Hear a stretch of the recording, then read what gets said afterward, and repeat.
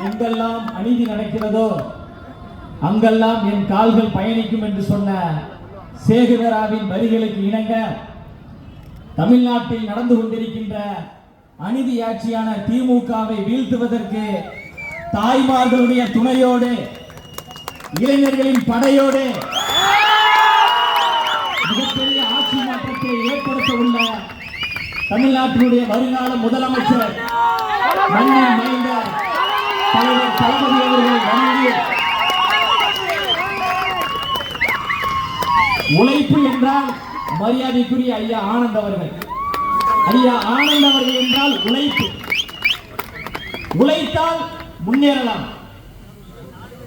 எப்படி உழைக்க வேண்டும் என்பதை பொதுச் செயலாளர் அவர்களிடமிருந்து நாம் கற்றுக்கொள்ள வேண்டும்.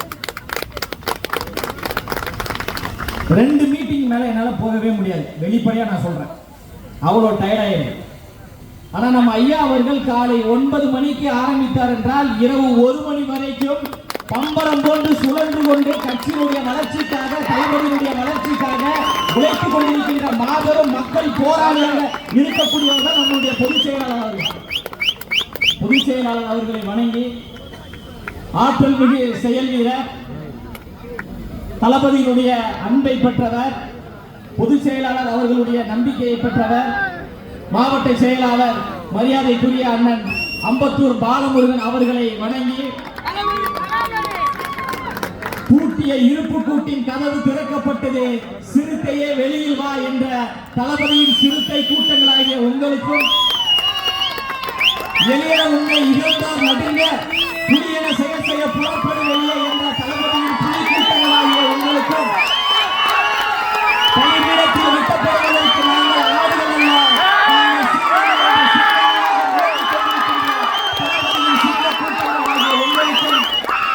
என்னுடைய முதற்கண் வணக்கத்தை தெரிவித்துக் கொள்கின்றேன். தமிழ்நாட்டில் ஒரு ஆட்சி நடந்து கொண்டிருக்கு, கேவலமான அயோக்கியத்தனமான மன்னராட்சி. அந்த மன்னராட்சியை வீழ்த்துவதற்கு மக்களாட்சியாக வரக்கூடிய மாபெரும் தலைவர் தான் வெற்றி தலைவர் தளபதி அவர்கள்.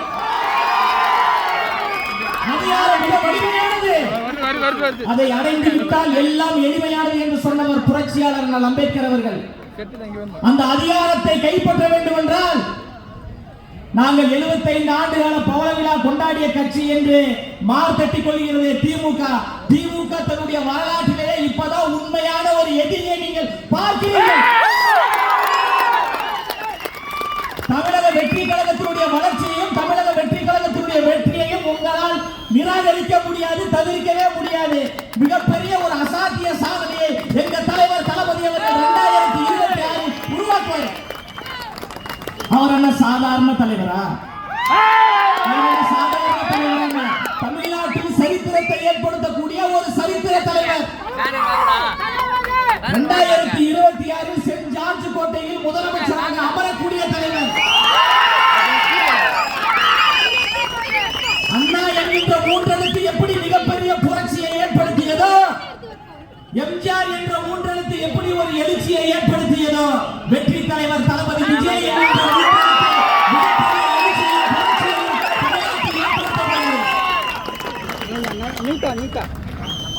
நடிகர்கள் கூத்தாடி ரசிகர்கள் கூட்டம் என்று திமுக விமர்சிக்கிறது. இதேதான் ஐயா எம்ஜிஆர் அவர்கள் கட்சி ஆரம்பிக்கின்ற பொழுது நடிகர், அவர் பின்னாடி போவதெல்லாம் ரசிகர்கள் கூட்டம் என்று திமுக விமர்சித்தது. அந்த மூன்றெழுத்து மந்திரம் எம்ஜிஆர் அவர்கள் திமுகவை எப்படி வீட்டில் உட்கார வைத்தாரோ அதே போன்று எங்க தலைவர் தளபதி தங்க தளபதி அவர்கள் திமுகவை 2026 உட்கார வைப்பது உறுதி. யாரை பார்த்து நீங்க ரசிகர்கள் கூட்டம்ன்றீங்க? மோடி பாப்பமா, சமூகத்தை பத்தி பேசுவோமா, சமத்துவத்தை பத்தி பேசுவோமா, ஜனநாயகத்தை பத்தி பேசுவோமா, தமிழ்நாட்டுடைய வரலாறை பத்தி பேசுவோமா, இடஒதுக்கீடை பத்தி பேசுவோமா, சாதி ஒழிப்பை பத்தி பேசுவோமா, பெண் உரிமை பத்தி பேசுவோமா, எல்லாவற்றையும் எதிர்கொள்வதற்கு தமிழக வெற்றி கழகத்தை சார்ந்த போர்ப்படை தளபதிகள் நாங்கள் தயாராக இருக்கிறோம். நீங்க தயாரா? வாய்க்கிலேயே பேசுகின்ற திமுக கட்சியை நேரடியாக கேட்கிறேன். பெண்களின் உரிமைக்காக போராடக்கூடிய போராடக்கூடிய கட்சி, பெண்களின் வளர்ச்சிக்காக போராடக்கூடிய கட்சின்னு சொல்றீங்க. தமிழ்நாட்டினுடைய தலைநகரம் சென்னை. இந்த சென்னையில ஏதாவது ஒரு தொகுதியில மாவட்ட செயலாளராக ஏதாவது ஒரு பெண்மணியை நீங்க நியமிச்சிருக்கலாம். ஆனா எங்க தலைவர் தளபதி அவர்கள் திருவிக என்கின்ற ஒரு தொகுதியை ஒரு மாவட்டமாக பிரித்து அந்த மாவட்டத்திற்கு ஒரு தாய்மாரை ஒரு பெண்ணை மாவட்ட செயலாளராக நியமித்துள்ளார். இதுதான் பெண்களுக்கு கொடுக்கிற முக்கியம். இதுதான் பெண் உரிமை. அதை எங்க தலைவர் செய்கிறாரு. வரலாற்றில் அவர் ஒரு தவிர்க்க முடியாத ஒரு தலைவர். எந்த எதிர்பார்ப்பும் இல்லாமல் இப்ப இந்த ஒரு கூட்டத்தை நடத்தணும்னா, இப்ப திமுக கட்சிக்காரங்க இந்த கூட்டத்தை கூட்டணும்னா குறைஞ்சது பாத்தீங்கன்னா ஒரு 10 கோடி ரூபாய் செலவு பண்ணிருப்பாங்க. குவார்டர் கொடுக்கணும், பிரியாணி கொடுக்கணும், ஒவ்வொரு ஆளுக்கும் 1000 2000 காசு கொடுக்கணும்.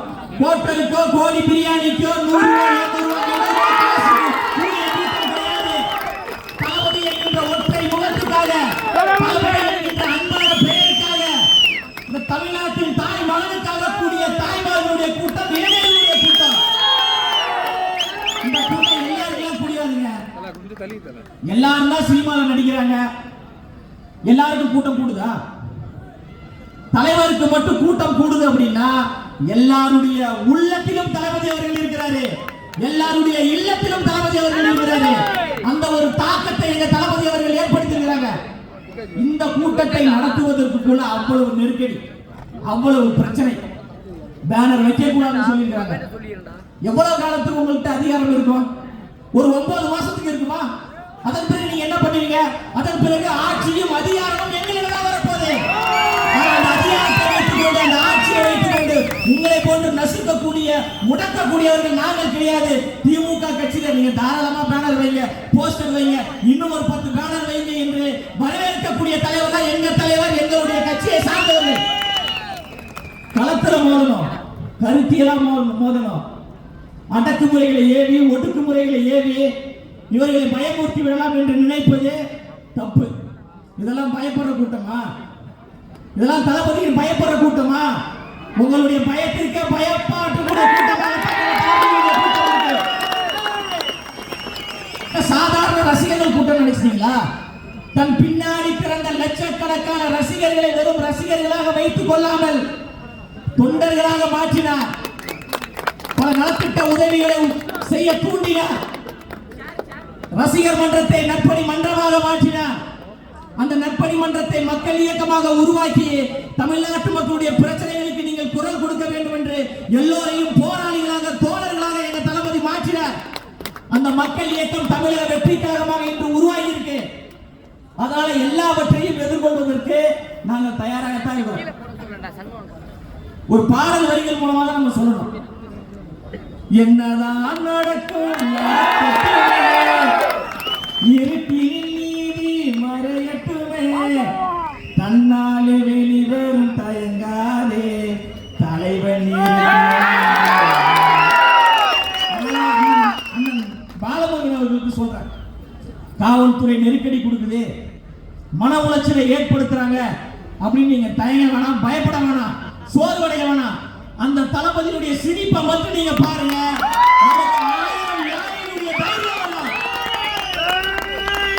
தமிழ்நாட்டினுடைய பிராண்ட் டிஎம்கே பிராண்ட் சொல்றீங்களா? அந்த திமுக என்கின்ற 3 எழுத்தை டிவிக என்கின்ற 3 எழுத்து வாங்கி பொய்யான வாக்குறுதிகளை சொல்லி மக்களை ஏமாற்றி ஆட்சிக்கு வந்தவர் தான் திமுக. என்ன பெண்கள் எல்லாம் பலபலன்னு இருக்கிறீங்க? ஓ, நாங்க கொடுத்த 1000 ரூபாவா என்று பேசியவர்கள் திமுக கட்சியை சார்ந்தவர்கள். கேவலமா இல்ல? அயோக்கியத்தனமா இல்ல?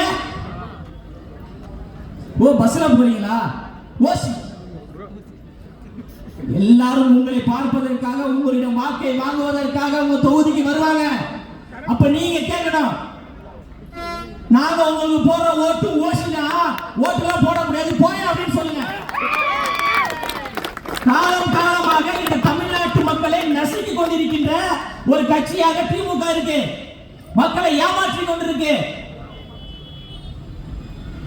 வெட்கம், மானம், சூடு, நான் சொல்லல, தமிழ்நாட்டின் துணை முதலமைச்சர் திரு உதயநிதி ஸ்டாலின் அவர்கள் சொன்னார். நீட்டுக்கான ரகசியம் எங்களிடம் இருக்கிறது, நாங்கள் நீட் தேர்வை ரத்து செய்வோம் அப்படின்னு சொன்னார். அவர் ஒரு நெறியாளர் கேள்வி கேட்கிறாங்க, நீட்டுக்கான ரகசியம் என்னங்க அப்படின்னு கேட்கும்போது, வெக்கம், மானம், சூடு, சொரணை இது இருந்தா போதுங்க, நீட் தேர்வை ரத்து செய்திடலாம், அதான் நீட்டுக்கான ரகசியம் உதயநிதி ஸ்டாலின் சொன்னாரு. அதே உதயநிதி ஸ்டாலின் அவர்களுக்கு நாங்க கேட்கிறோம், வெக்கம், மானம், சூடு, சொரணை இல்லையா? ஆட்சிக்கு வந்து 4 ஆண்டுகள் ஆகிவிட்டது, ஏன் நீட் தேர்வை ரத்து பண்ணாம இருக்கீங்க? இந்த நாட்டினுடைய எதிர்கால தூண்கள் மாணவர்கள், மாணவர்களுடைய கல்வி கடனை நாங்கள் ரத்து செய்கிறோம் என்றுதானே நீங்க ஆட்சிக்கு வந்தீங்க. 4 வருஷம் ஆச்சுல, எத்தனை மாணவர்களுடைய கல்வி கடனை நீங்க தள்ளுபடி பண்ணிருக்கீங்க? எதையும் பண்ணல. இவர்களுடைய எண்ணம் எல்லாம் தமிழக வெற்றி கழகத்தை எப்படி முடக்குவது, அவர்களை எப்படி பயமுறுத்துவது, இது வளர்ந்து விடாமல் எப்படி பார்த்துக் கொள்ள வேண்டும் என்று உலக வரலாற்றிலேயே திமுக கட்சியிலிருந்து விலகி திமுக கட்சியில் இணையக்கூடிய நிகழ்ச்சியாக நடத்துவாங்க. பாத்தீங்களா? அவன் ஏற்கனவே திமுக தான் இருப்பான். தமிழக வெற்றி கழகத்திலிருந்து விலகி மீண்டும் திமுகவில் இணைந்தார்கள் என்று அயோக்கியத்தனமான மோசடித்தனத்தை திமுக செய்து கொண்டிருக்கா இல்லையா? மகளிர் சுய உதவிக்குள்ள கடன் வாங்கி தர வாங்கன்னு சொல்லிட்டு வெக்கமே இல்லாம திமுக கட்சியில் சேர்த்து தமிழக வெற்றி கழகத்திலிருந்து விலகி திமுகவில் இணைந்தார்கள் என்று ஒரு மோசடியை செய்தார்களா இல்லையா? அதுக்கப்புறம் இந்த சகோதரி பேட்டி கொடுத்தார்களா இல்லையா? இது அசிங்கமா இல்லையா? அந்த திமுகவை நடுங்க வைத்த தலைவராக தலைவர் தளபதி அவர்கள் இருக்கிறார். விவசாயிகளுடைய தோழன் நானே, டெல்டா காரன் என்று பேசுகின்ற ஐயா ஸ்டாலின் அவர்களே 1000 நாட்களை கடந்து விவசாயிகள் பரந்தூரிலே போராடி கொண்டிருக்கிறாங்க. விளை நிலத்திலே விமான நிலையம் வேண்டாம், உலகத்துக்கே சோறு போடக்கூடிய சாமி விவசாயி. அந்த விவசாயிகளுடைய வயிற்றில் அடித்துக் கொண்டு, அந்த விவசாயிகளை ஏமாற்றிக் கொண்டு ஐயா முதலமைச்சர் அவர்கள் நான் விவசாய மகன் என்று சொல்றாரு. வாய் கூசல, அருவருப்பாக இல்ல. திருநெல்வேலிக்கு போறீங்க, நல்லா சுட சுட இருட்டுக்கடை அல்வாவா சாப்பிடுறீங்க, அதுக்கு நேரம் இருக்கு. ஊட்டிக்கு போறீங்க, நேரம் இருக்கு. படம் பார்ப்பதற்கு போறீங்க, நேரம் இருக்கு. இதோ பக்கத்தில் இருக்கின்ற அந்த பரந்தூர் விவசாயிகளை பார்ப்பதற்கு உங்களுக்கு நேரம் கிடையாதா? அப்ப நீங்க எதற்கு முதலமைச்சராக இருக்கீங்க? பதவியை ராஜினாமா பண்ணுங்க. இந்த தமிழ்நாட்டை வளர்ச்சி பாதையில் கொண்டு செல்வதற்கு வரலாற்று சிறப்பு மிக்க ஒரு தலைவர் தலைவர் தளபதி அவர்கள் வராது.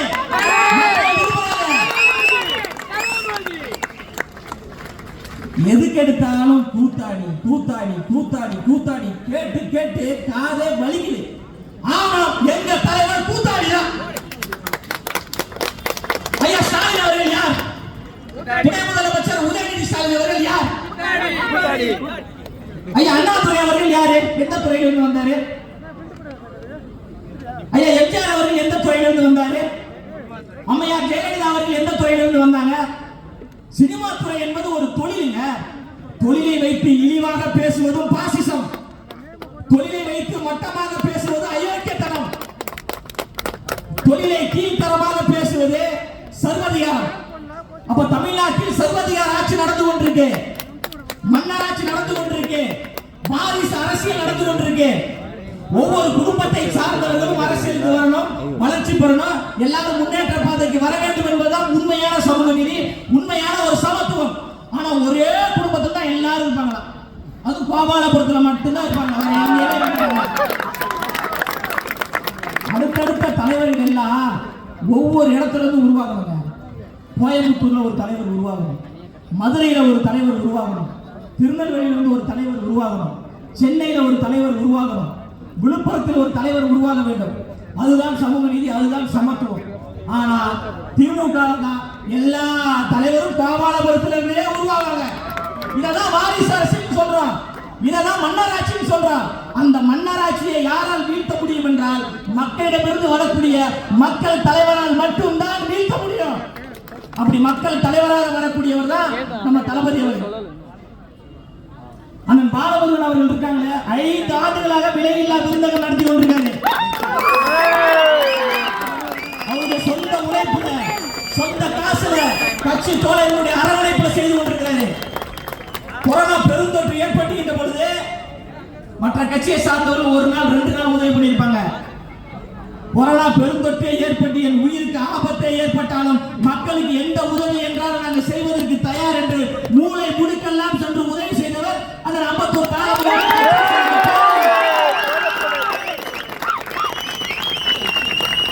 உயிருக்கு பயம்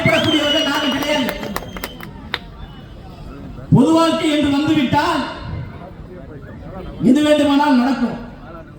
அதையெல்லாம் எதிர்கொண்டுதான் ஆலமரம் என்று சொல்கின்ற, அரச மரம் என்று சொல்கின்ற அந்த ஆலமரத்தையும் அரச மரத்தையும் என்கின்ற திமுகவை பிடுங்கி எறிவதற்காகத்தான் தலைவர் தளபதி என்கின்ற வெற்றி மரம், வாகை மரம் வந்திருக்கு, வாகை பூவாக வந்திருக்கிறார். திரும்பவும் சொல்ற, திமுக கட்சியை சார்ந்தவர்களுக்கு திரும்பவும் சொல்ற, எங்களை சாதாரணமாக எடை போடாதீங்க, சாதாரணமாக நினைத்துக் கொள்ளாதீர்கள். எல்லாவற்றையும் எதிர்கொள்வதற்கு நாங்கள் தயாராகத்தான் இருக்கிறோம். எங்களை சிறையில் அடைப்பதற்கு உங்களுக்கு அவ்வளவு பெரிய சிறைச்சாலைகள் முதல்ல இருக்கா? எத்தனை இடத்துல உங்களால் அடைக்க முடியும்? இந்த அடுத்த மாசத்துக்கு உங்களுக்கு பெரிய தலைவலி இருக்க போது திமுக கட்சிக்கு. தளபதி அவர்கள் சுற்றுப்பயணம்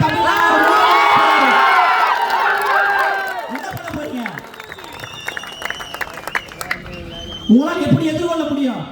வெளியில வரலன்றீங்க. அவர் வெளியில வந்தா ஐயோ எதுக்கு வெளியில வர்றாரு, இவ்வளவு கூட்டமா, ஐயோ திருப்பி போக சொல்லுங்க.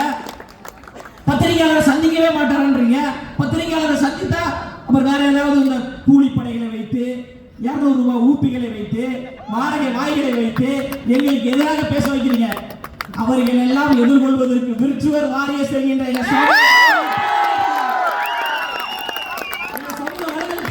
தோழர்கள் கேட்கக்கூடிய கேள்விக்கு பதில் சொல்வதற்கு திமுக கட்சியை சார்ந்தவர்களுக்கு தெம்பு இருக்கிறதா, திராணி இருக்கிறதா?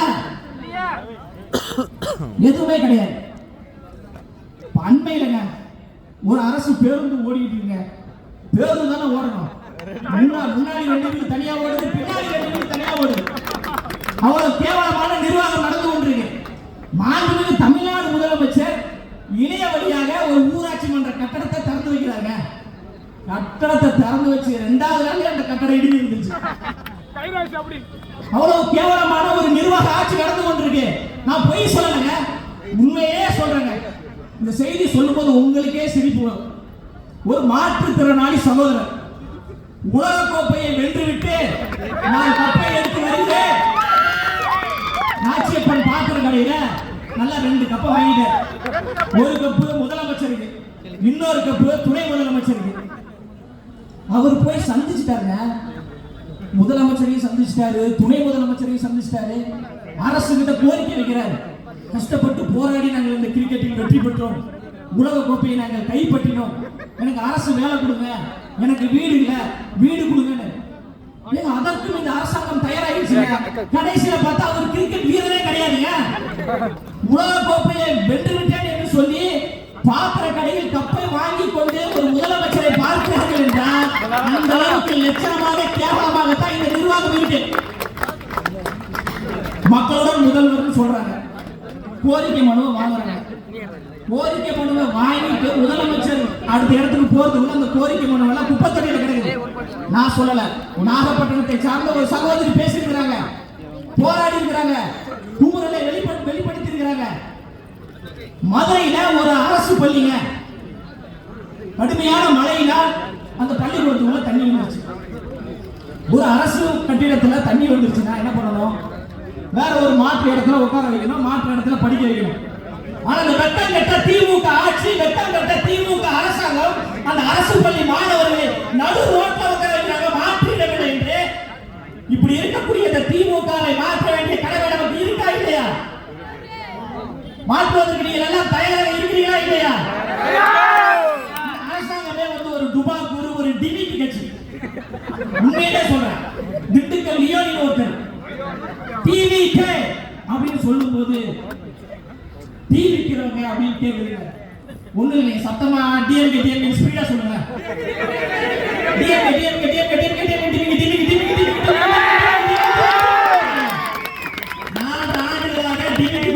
கட்சியாகத்தான் திமுக இருக்கு. இதை கேட்டா உங்களுக்கு கோபம் வருது. நீங்க தேர்தல் வாக்குறுதி தானே சொன்னீங்க, அரசு ஊழியர்களுடைய பழைய ஓய்வூதிய திட்டத்தை நான் நடைமுறைப்படுத்துகிறேன் என்று தேர்தல் வாக்குறுதி ஒண்ணு உருவாக்குறீங்க. அந்த தேர்தல் வாக்குறுதியை உருவாக்கின்ற பொழுது திமுக எதிர்கட்சியில் இருக்கு. அப்பவே தமிழ்நாடு 5 கோடி 5 லட்சம் கடல்ல இருக்கு. அப்போ உங்களுக்கு தெரியாதா, நம்ம ஆட்சிக்கு வந்தனா பழைய ஓய்வூதிய திட்டத்தை நம்மளால நடைமுறைப்படுத்த முடியாது, இப்படி மக்களை ஏமாத்துறவன், மக்களை இப்படி பொய் சொல்றவன், இது அசிங்கமா இருக்குமே, நாளைக்கு மக்கள் நம்மகிட்ட கேள்வி கேட்டா நம்ம என்ன பதில் சொல்றது என்று கொஞ்சம் கூட கூச்சமே இல்லாம அந்த தேர்தல் வாக்குறுதியில பொய்யா சொல்றாங்க. இன்று அந்த அரசு ஊழியர்கள் யார வந்து பார்த்து போயிருக்காங்க? நாளைய முதலமைச்சர் தளபதி அவர்களை வந்து பார்த்து போறாங்க. அப்ப இது எந்த செய்தியை சொல்லுது? 2026 தமிழ்நாட்டின் முதலமைச்சராக தலைவர் தளபதி அவர்கள் தான் இருக்க போறாரு. அவரிடம் கோரிக்கையை நாம் முன்வைப்போம் என்று அரசு ஊழியர்களை சார்ந்தவர்கள், விவசாயிகள், மாற்றுத்திறனாளிகள் என்று பல்வேறு அமைப்பை சார்ந்தவர்கள் தன்னியல்பாக தன்னெழுச்சியாக தலைவரை நோக்கி வருகிறார்கள் என்றால் தமிழ்நாட்டினுடைய முதலமைச்சர் பதவியும் அதிகாரமும் தலைவர் தளபதியுடைய கைகளில்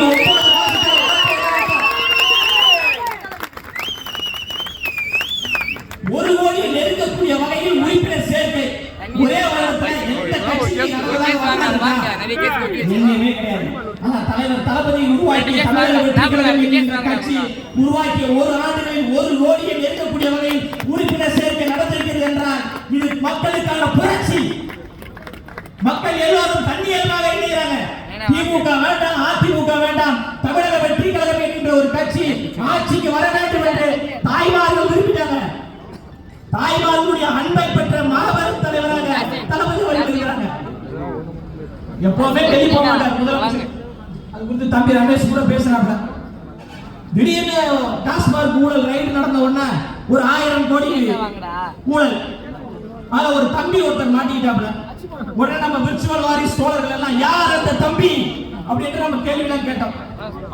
எப்பவுமே போகாத முதலமைச்சர் ஸ்டாலின் அவர்கள் அவசரமாக டெல்லிக்கு போறாரு, நிதி ஆய்வு கூட்டத்துக்காக போறாரு. இதுவரைக்கும் போகாத ஐயா ஸ்டாலின் அவர்களே திடீரென்று நீங்க போறீங்கன்னா உங்கள் மகனையும் உங்கள் சொந்தக்காரர்களையும் காப்பாற்ற நீங்க போறீங்களா? காவிரி பிரச்சனைக்காக ஐயா ஸ்டாலின் அவர்கள் முதலமைச்சரை பார்த்ததுண்டா? நீட்டுக்காக பிரதமர் அவர்களே முதலமைச்சர் அவர்கள் பார்த்ததுண்டா? கச்சத்தீவை மீட்க வேண்டும் என்ற தமிழ்நாட்டினுடைய முதலமைச்சர் ஐயா ஸ்டாலின் அவர்கள் பிரதமர் அவரை பார்த்தாரா? சாதிவாரி கணக்கெடுப்பு என்கின்ற ஒரு ஆய்வை நடத்துவதற்கு ஐயா ஸ்டாலின் அவர்களுக்கு துணிச்சல் இருக்கா?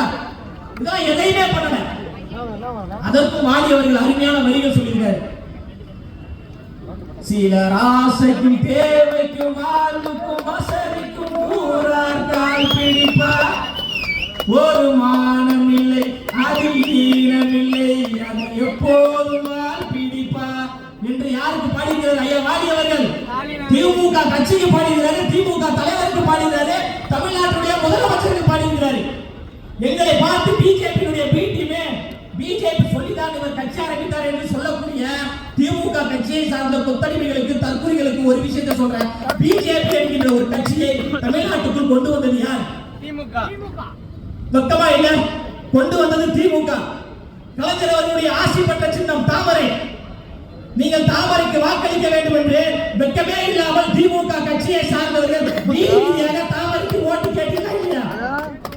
அப்போ எல்லாத்தையும் நீங்க பண்ணிட்டு யார் அரசியலுக்கு வந்தாலும் அவர்கள் மீது பிஜேபி முட்டு சாயம் பூசுவது, ஆர்எஸ்எஸ் சாயம் பூசுவது என்பது பச்சை அயோக்கியத்தனமானது. மரியாதைக்குரிய ஐயா கமலஹாசன் அவர்கள் கட்சி ஆரம்பித்து வருகின்ற பொழுது இதே திமுக கட்சி என்ன சொல்லுச்சு? பிஜேபியோட பி டீம்.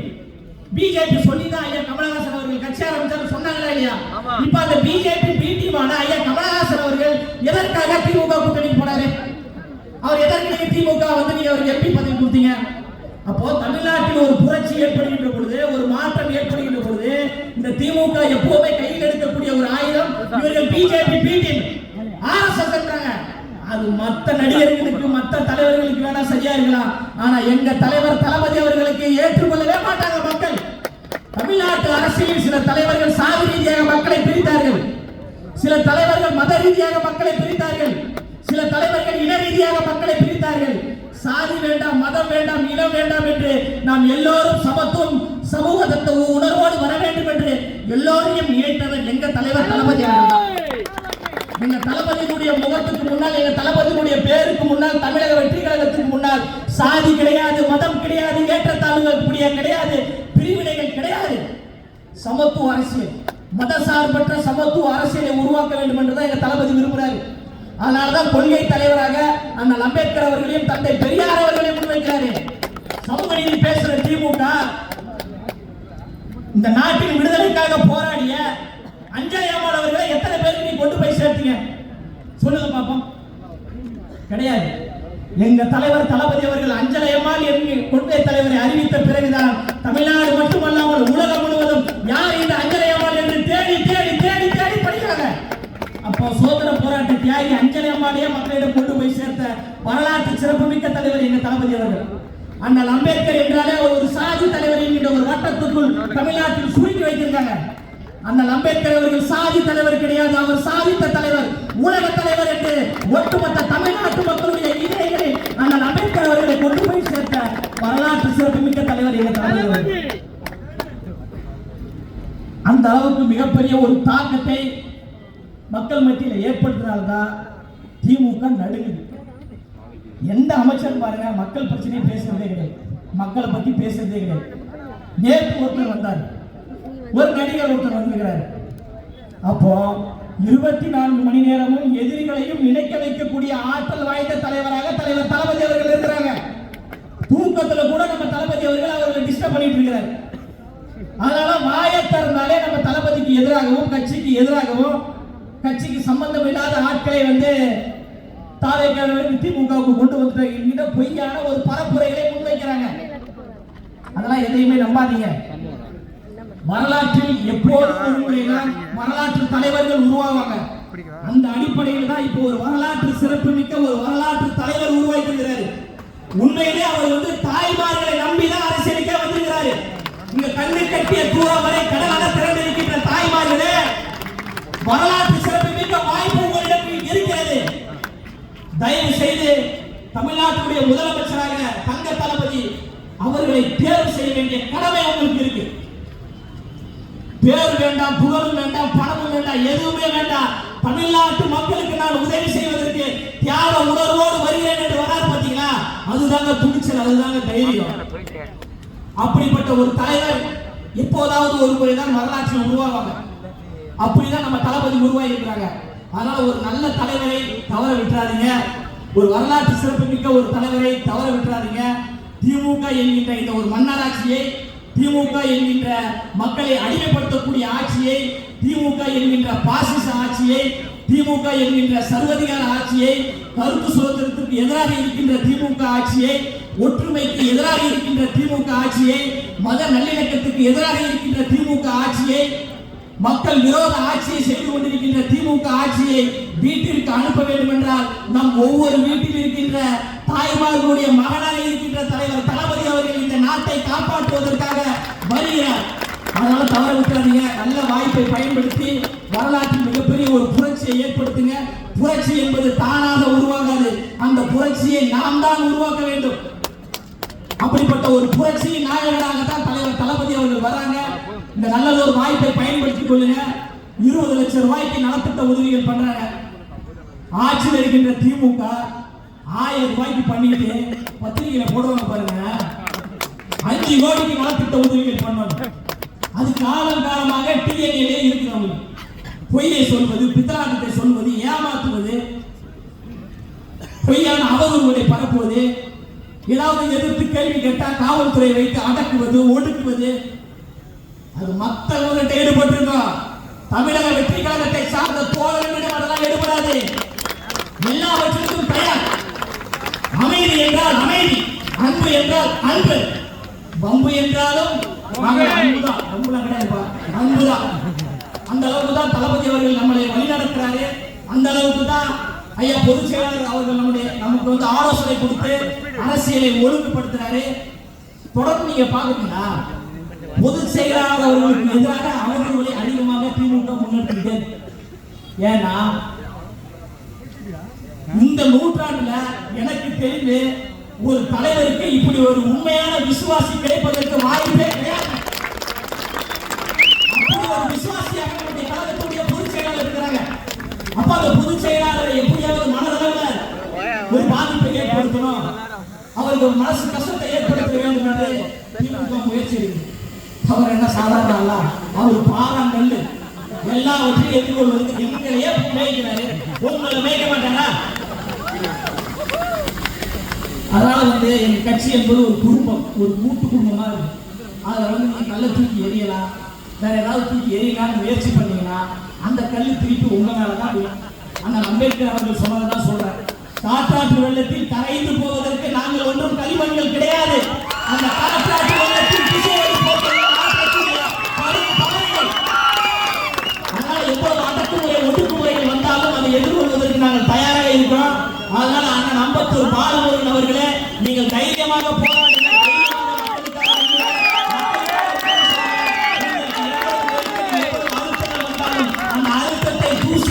தூக்கி எறியக்கூடிய ஆற்றல் வாய்ந்த சிங்க தோழர்கள் தமிழ்நாடு மட்டுமல்லாமல் உலகம் முழுவதும் இருக்கிறாங்க.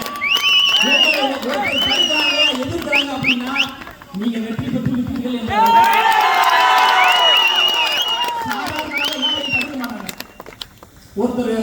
ஒருத்தர் மீது வந்து தொடர்ந்து ஒரு அழுத்தத்தை கொடுக்குறாங்க அப்படின்னா அவர் வெற்றி நாயகனாக துணிச்சலோடு களமாடுங்கள். பொதுச் செயலாளர் என்றும் உங்களுக்கு பக்கபலமாக இருக்கிறார். தளபதியினுடைய முகமும் பொதுச் செயலாளருடைய உழைப்பும் 2026 தமிழக வெற்றி கழகம் ஆளுங்கட்சியாக அமரும் என்று கூறி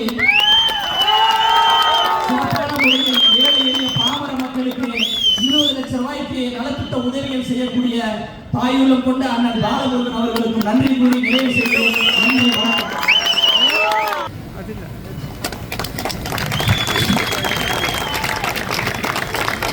ஒரு உற்சாகமான கைத்தறி கொடுத்தலாம். மீண்டும் ஒருவர் தன்னுடைய கருத்துக்களை சவாலான முறையில, சரியான முறையில, சபாஷின மார்க்கட்ட முறையில பகிர்ந்து கொண்ட அண்ணன் அயலாமணி அவர்களுக்கு மீண்டும் ஒரு நெஞ்சார்ந்த சிரம் தாழ்ந்த வணக்கங்களையும் வாழ்த்துக்களையும் தெரிவிச்சுக்கிறோம்.